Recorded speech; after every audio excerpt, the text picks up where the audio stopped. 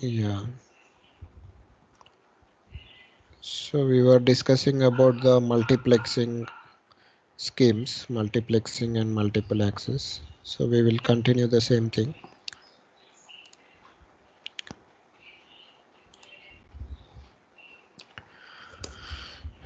So in the multiplexing, we have actually seen two methods. One is that, what do you say,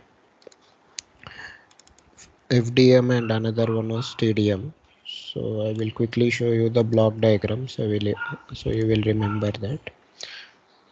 So this is FDM, where different users can modulate their signals on different carrier frequencies, and at the FDM block all this will be combined or added together, so that in the frequency spectrum they lie adjacent to each other.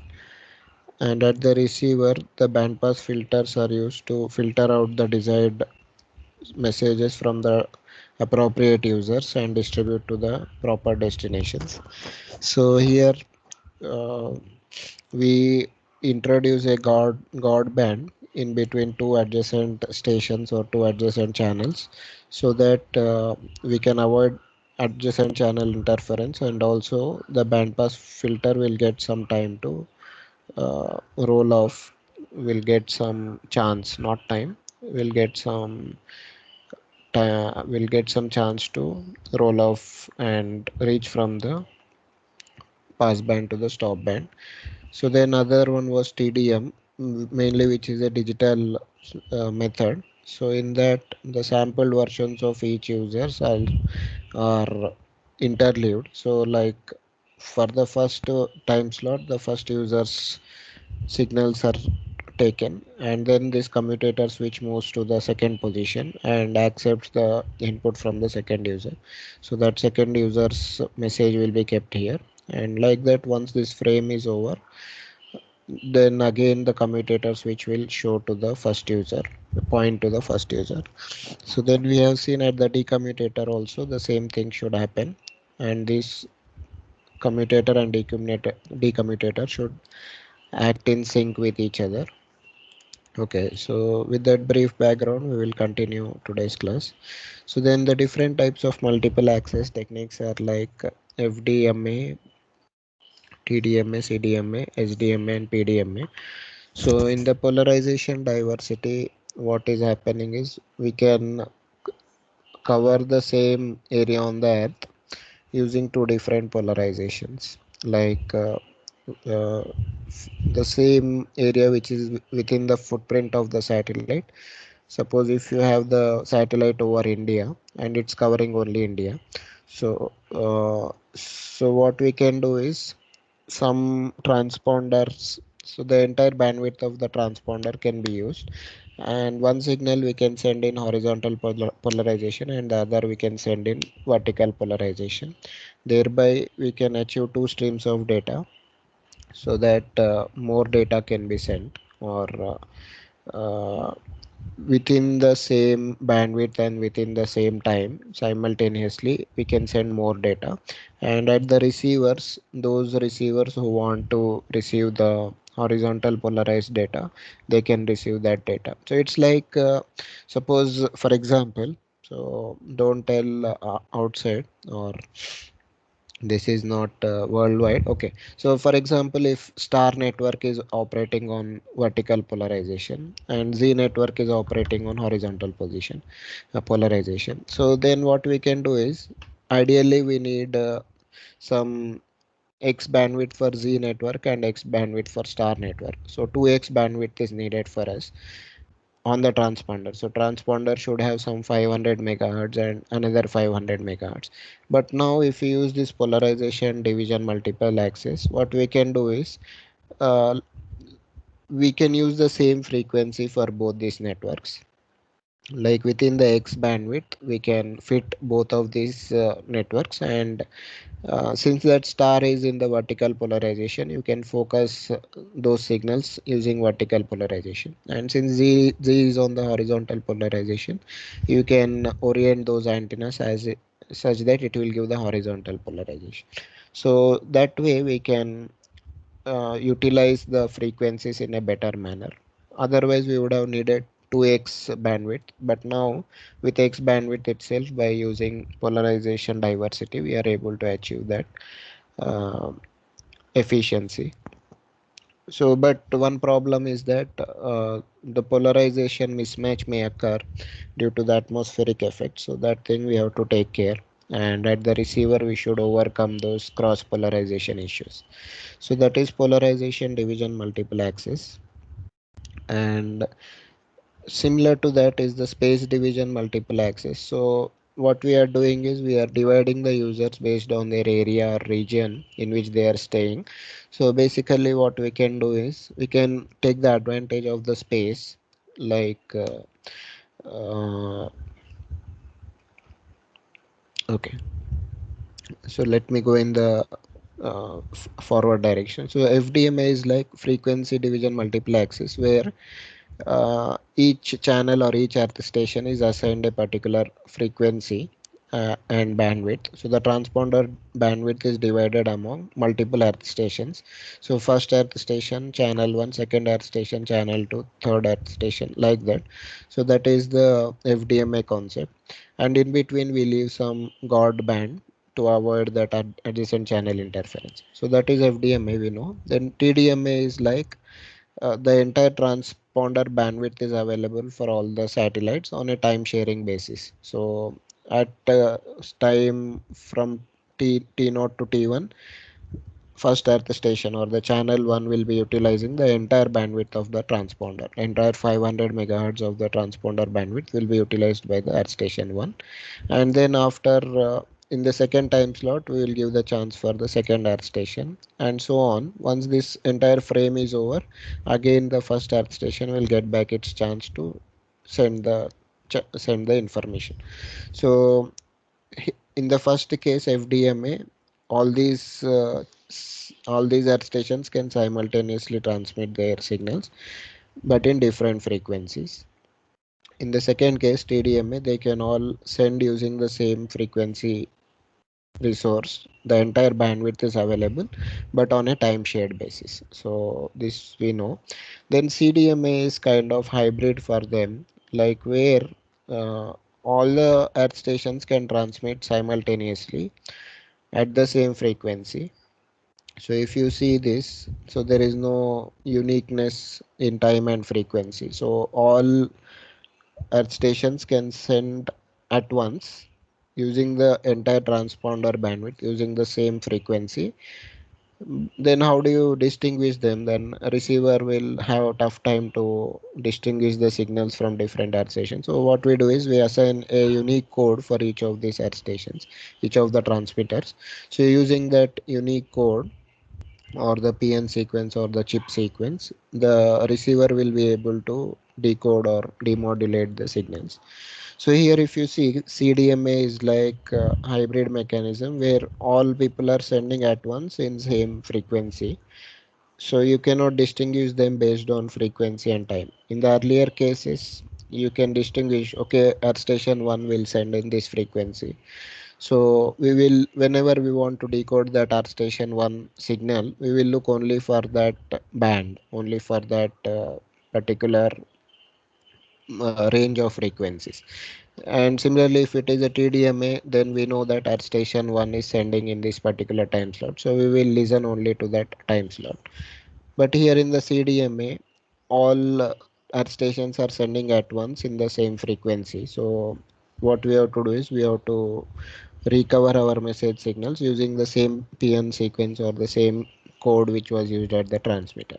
So similar to that CDMA, in SDMA also, at the same time and in the same frequency we can send the different signals. But what happens is this mainly works in the downlink. So in the downlink the satellite can make reuse of frequencies, like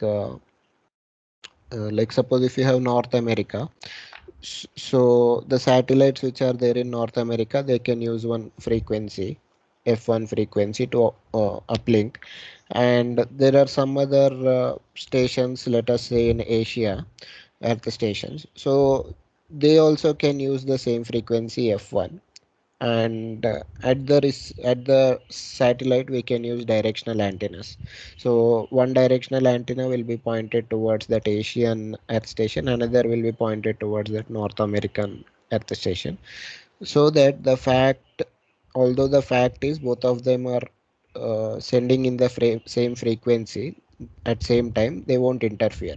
So why they won't interfere is because of this advantage of the directionality. We form narrow beams, and therefore we will get that advantage. So it's same like frequency reuse generally we do in wireless communication. So suppose if you have one cell here, after a few cells we reuse the frequency again. So the guarantee there is that within that much distance the power of this cell or tower will be negligible. So quite after traveling certain distance, the electromagnetic wave becomes so weak that it won't interfere with another cell or base station or tower which is using the same frequency. So here also similarly in the FM, so FM if you see, they use this frequency reuse concept. So suppose if you see big FM, so in each city they have that same frequency, right? 93.5 or something. So in Hyderabad, if you listen that, you'll get in Telugu. If you listen in Bangalore, you will get in Kannada. If you listen in Chennai, you will get in Tamil. So if you listen in Mumbai, you may get in Marathi or Hindi. So how they are able to do that is based on the advantage of the limited geography. The radio signal will not be strong enough, so it has limited coverage. So based on that fact, they are able to reuse the frequency at a different area because of the geographical separation. This signal which is radiated from Hyderabad will anyway won't travel till Bangalore. So they are taking advantage of that and reusing the same frequency. So similarly here also in the space division multiple axis, if the earth stations are sufficiently separated, then we can reuse the same frequency. And then how do you recover? Suppose how do I know uh, if all of the earth stations from North America, Africa, and Asia, if they are sending signals using same frequency at same time, then how does the receiver know which is which or how to decode the particular signal? So it will be using the space as a unique identity. So only the antennas which are pointed towards that location, they will be used to recover the signal. So similarly, polarization is like the one which I explained. So using same time and same frequency, we can uh, uniquely identify the polarization. So if I want from the star network, I can only pick up the things which are having vertical polarization. So like that, we can use the resources effectively. So I will draw another diagram for this SDMA and PDMA. So then this is the same thing which I told. Then spectral efficiency of CDMA is less than TDMA and FDMA, but CDMA has its own advantages. So if at all you want to leverage those advantages of CDMA, you have to stick with it. So, so what are we talking about is this one. So each earth station transmits at a different frequency, and this is center frequency or the carrier frequency. So of course alongside that some bandwidth is needed for each of the earth stations, so it cannot send only a you understand it, carrier frequency always has some message connected with it, so for that message you need some more bandwidth. So it's always like the center frequency is mentioned. So it is understood that around that center frequency, some portion of the bandwidth is also allotted to that same user or same earth station. So how does it look like here in the, I think this is the uplink. So uplink is first earth station is given a center frequency of 5.945 uh, gigahertz, this one, and the bandwidth is 36 megahertz. Okay, then there is some guard band in between them. Then the second channel 2 may be allotted to second earth station with a frequency of 5.985 gigahertz. So just like some increment is there between them, and at the downlink, so whatever, first suppose if you allotted this one to the first earth station, correspondingly you have to allot the same frequency to the same earth station in order to in order to receive the downlink information, downlink signals. So this bandwidth is 36 megahertz, that means this one. So generally for TV transmission, the raw bandwidth of TV transmission is only 7 megahertz. Like without doing any modulation, if you just see the TV bandwidth, it is 5 megahertz, 0 to 5 megahertz. But that one, if you transmit using FM modulation, then you need this 36 megahertz. So had if you transmitted it using AM, you would have required only 10 megahertz, because AM is to FM bandwidth, so only 10 megahertz was sufficient. If you use SSB, only 5 megahertz used to be sufficient, but SSB cannot be used for a video or TV signal. So that's why they invented that VSB, vestigial sideband modulation. So if you perform that vestigial sideband modulation, then bandwidth necessary for the TV is 7 megahertz. So but all of them are prone to noise, so that's why we go for the FM in particular wideband FM. So that's why we need this 36 megahertz. In between, some megahertz is left as a guard band, so you can actually calculate how much is that guard band also. Suppose this is 0.72, this is 0.76. So first you calculate how much difference is there, and from here to here it will be half of this 18 megahertz. Here to here it will be 18 megahertz. So overall how many megahertz is there, and minus 18 minus 18, if you do, you will get this gap, how much gap is there. So then TDMA is like different earth stations are sending their frames, and at the satellite transponder they will be streamlined. So one sample from first earth station, then another sample from another earth station, like that. So the interleaving will be done at the receiver, at the transponder.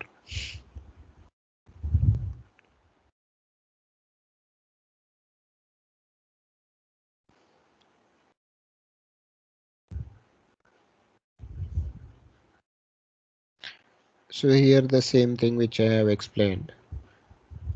So you can have a look at it.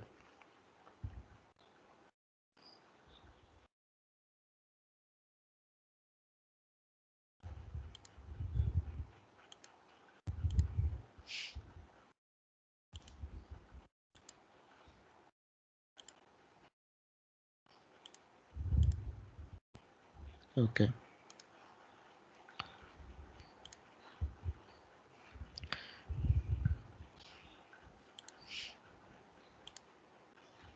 Okay, so you just have a look at this one, read it.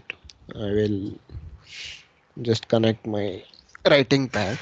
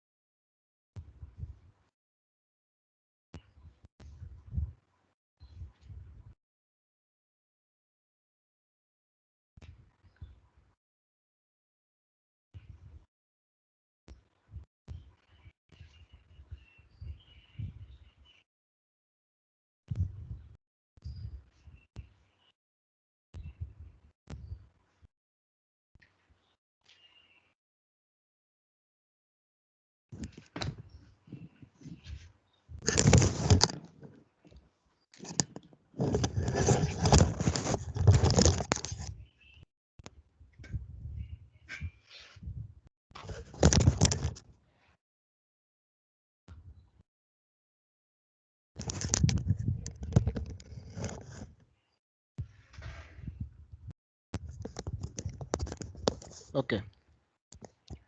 So here, if you see this CDMA explanation, the entire transponder bandwidth is simultaneously used by all earth stations at all times. So there is no division of the users or earth stations based on time or frequency. So we go for the unique codes. So within the code division multiple access also there are three types. One is the direct sequence spectrum. Another one is that frequency hopping spectrum, and the third one is time hopping spectrum. So what are those and what are their characteristics? You must have studied in digital communication, but anyway, quickly we will review them. So basically we are assigning unique code for each user or each earth station, so that at the receiver we can uniquely identify them. Okay.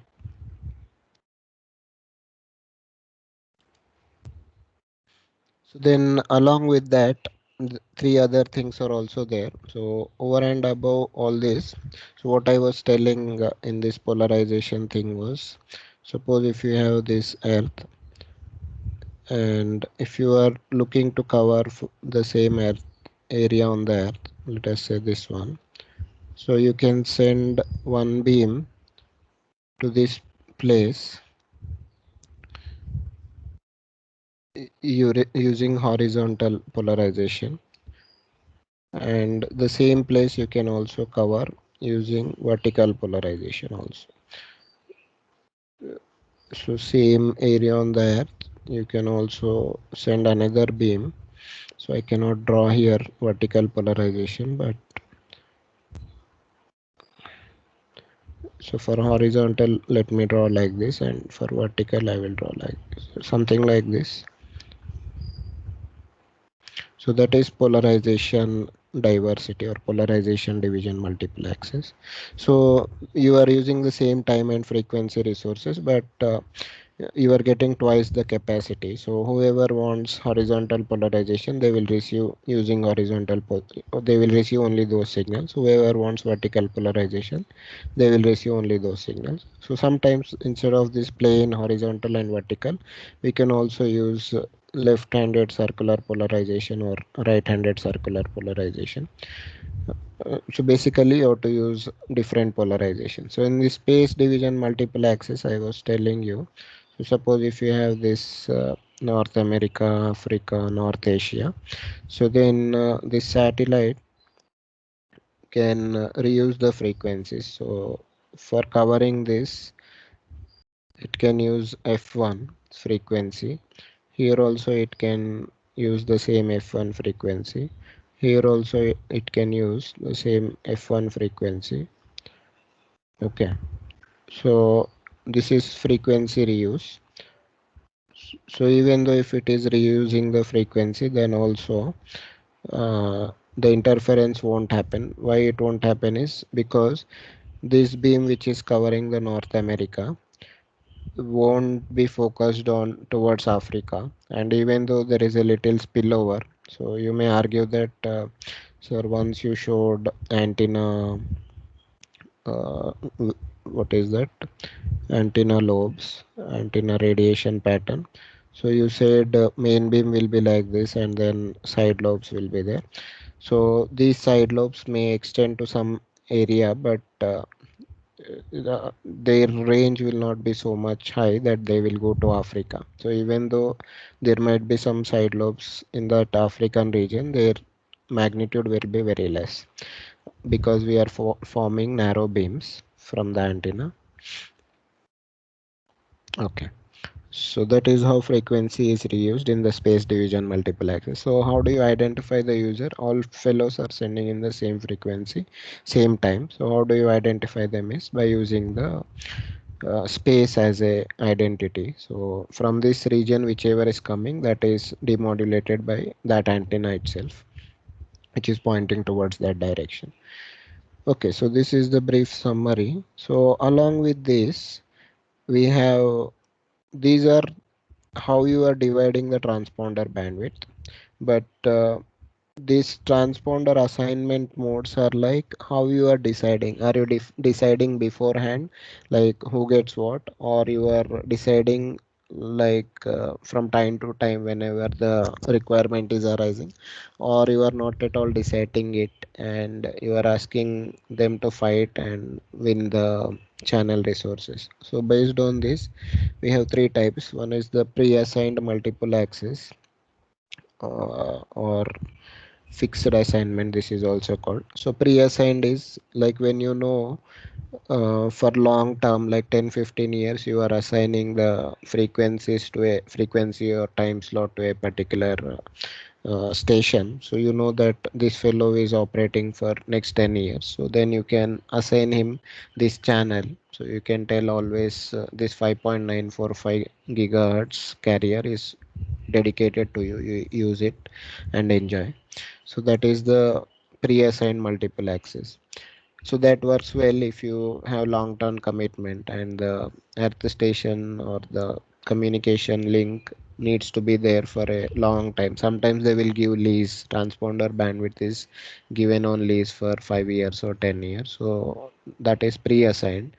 But demand assigned is like when you are not sure, when the earth stations have bursty traffic, like they don't have perennial traffic, they have only bursty traffic, like only sometimes, like when some channels if you see, they get activated only when there is some sports event. So only when there is world cup that some channels will pop up, right?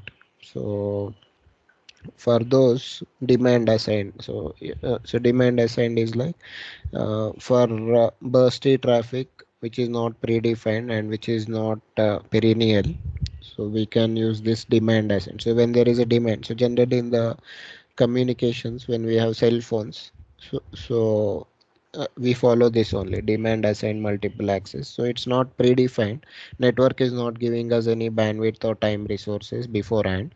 Only when we want to make a call or when we want to send a message, then we request our nearest base station tower, like we want a, we will send a request that random access, like there is a channel, random access channel. So using that channel we have to request the base station to allot some resources to us. So if it is interested and if it is having some resources, if it has some free time slots or free frequencies, then it will accept our request, access granted. So using that access granted, it will specify which frequency or which time slot we can occupy, and subsequent to that there is authentication of the user and sim card. After that only our call or message will be transferred. So that is demand assignment. Only when the demand is there, at that time, in real time, the assignment will take place and we will get the resources. Otherwise, the third thing is quite often seen in the packet radio networks in computer communication, where there is random access. So we are not giving the authority or we are not assigning any frequency or any time to anybody. The entities which want to gain the access of the medium or the channel, so they will contend for that, and simultaneously they may transmit on that communication medium. Then collisions might also happen. After collisions, each of these devices will back off, like there is binary back off algorithm. Otherwise there are some links which are like CSMA CD, CSMA CA, so they can work towards detecting the collisions or avoiding the collisions. So that is the type of the thing. I will read the same thing in the textbook so that you will understand it.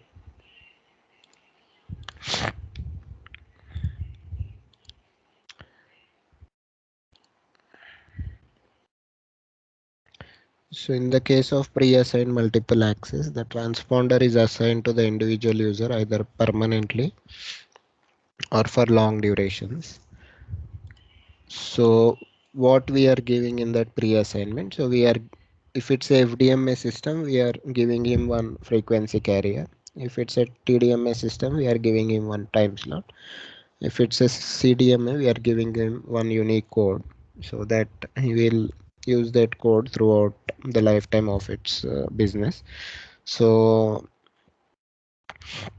so what happens if it's used infrequently? So it's if it is used infrequently, then it will be costly to the user, because we will charge him anyway, even if he sends or does not send. That is not our botheration. It is his botheration whether he will use the channel perennially or not. But we will charge him based on 10 years or 5 years duration. So inside that 10 years or 5 years, whether he is transmitting or not, that is his headache, not our headache. So, but the link utilization is also not optimum. So the bandwidth might be useful for someone else. So unnecessarily this fellow is blocking. So it's sometimes it happens like that. So then demand assigned is like so only when it is required, the users have to put up a request to the control station or to the agency. Radio resource control is there. So the channel link is only completed as required, and a channel frequency is assigned. So yeah, so whenever need arises, only then. So it is very cost effective for small users who have to pay for the transponder capacity only for the time for which it was actually used. So it's like only when you have the real requirement, you can ask the resources and use the channel for that much time and pay only that much. And in the third case, random access, there is no pre-assigned or demand assigned. We are not at all assigning the resources. So therefore, there is contention among the users. They are fighting, and these users or ad stations transmit the messages without knowing the status of whether other transmitters are sending the message or not. So therefore, there is a possibility of collisions. So you have to resolve that collisions, and we have to retransmit the those packets. So since it is colliding, the receiver will send a negative acknowledgement, and we have to retransmit those frames or packets. So then how do we do that is, now suppose two stations, station 1 and station 2, have sent at the same time, so it will collide. But after that there is random binary backup. So so one earth station may wait for x amount of time and attempt a retransmission, and another earth station may wait for some other random time, maybe 0.8x or 1.3x, something like that, and it may attempt the retransmission. It may so happen that again both of them may wait only exactly x seconds, and they may attempt the retransmission. There again one more time collision will happen, and that also we have to resolve. Again both of them will have to wait for 2x seconds at least. So that is that binary backup algorithm. So in such a situation, uh, yeah, okay, so those are the things about the what is the transponder assignment modes. So in that random access, we have this ALOHA protocols, random access. So what is this ALOHA if you see? So it is a MAC layer protocol, data link layer. The main aim of this is to schedule or to manage the radio resource or to manage the communication medium. So what we do is it is via shared network channel. Okay, so in a shared network channel we want to use this ALOHA protocols. So you might have come across this, you might have done big derivations also in computer communication. So pure ALOHA and slotted ALOHA. So the efficiency or the throughput for the pure ALOHA is how much? I think there is some formula like s g into e power minus 2g. So this is s pure ALOHA.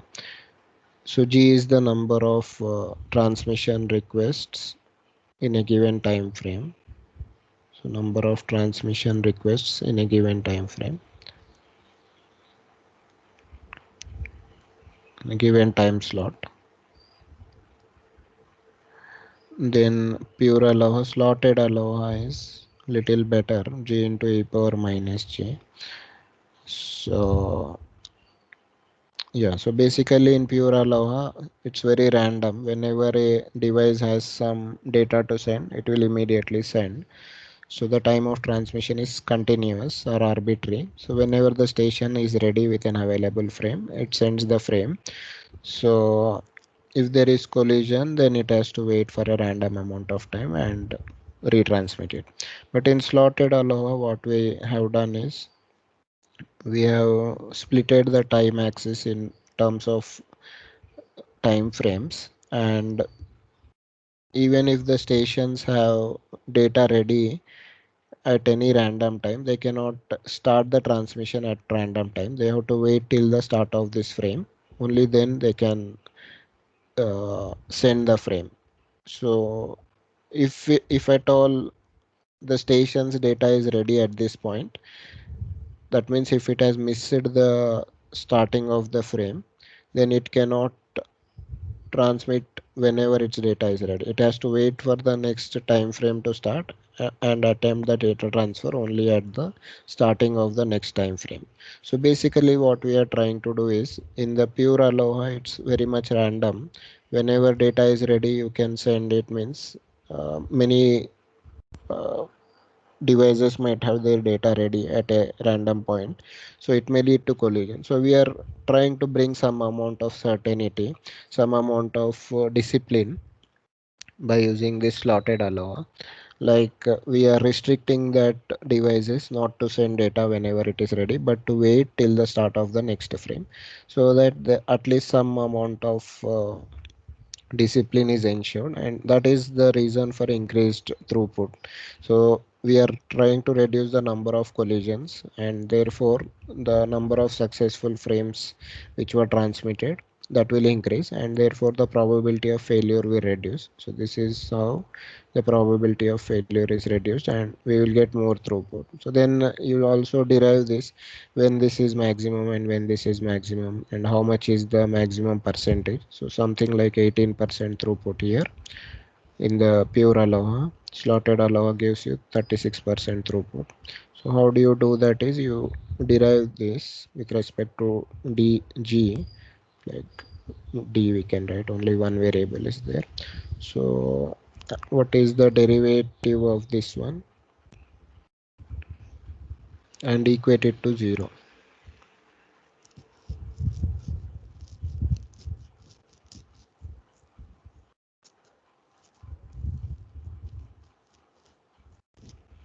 Okay.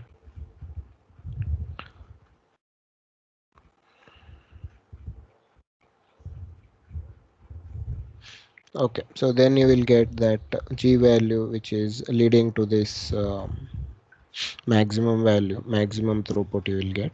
So similarly in the first case also you will get that g value which corresponds to the highest throughput. Okay, so this is the basic thing. After this we can go into the details of these schemes.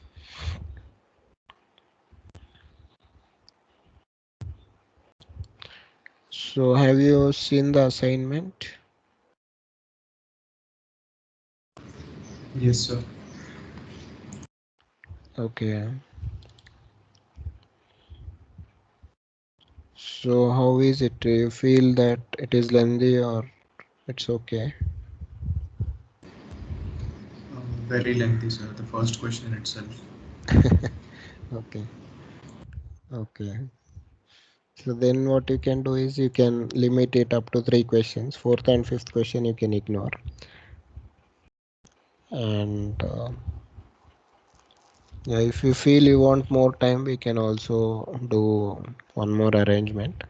But I think it will be enough for 3 answers. Third answer is very simple only. Just 2 lines you have to write. Okay, this Sangeeta madam has given one PPT for all these things.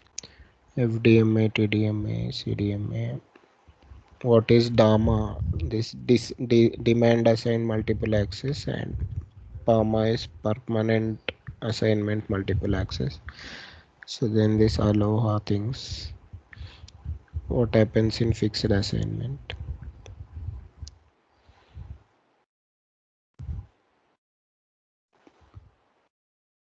Yeah, yeah, I think these are the diagrams which I wanted to show you. Space division and polarization division.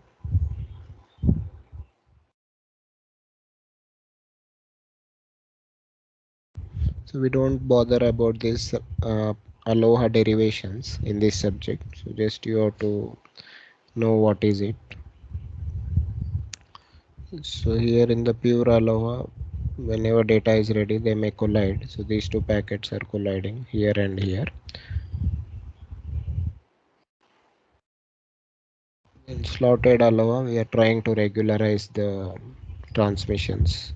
The transmission can happen only at the starting of the time frame, so that the number of collisions are reduced and therefore the throughput is increased. So very small PPT.